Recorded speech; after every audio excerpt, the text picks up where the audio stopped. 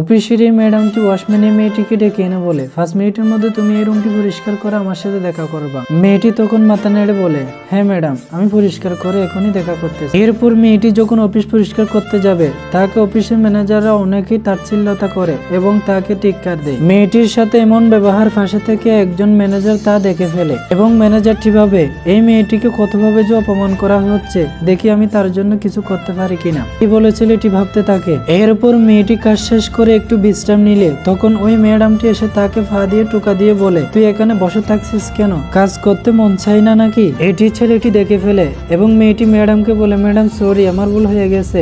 এই বলে দৌড়ে গিয়ে আবার সে কাজে লিপ্ত হয়। এরপর মেয়েটি কাজ শেষ করে আসার সময় ছেলেটি এক পাশে দাঁড়িয়ে থাকে, তাকে যেন কিছু বলতে চায় এবং পেছন দিকে মেয়েটিকে ডাক দেয়। এরপর বন্ধুরা কি হয় সেটি দেখার আগে তুমি যদি মাকে ভালোবাসো ভিডিওতে লাইক দিয়ে চ্যানেলটি সাবস্ক্রাইব করো। এরপর ছেলেটি মেয়েটিকে বিয়ের প্রস্তাব দিয়ে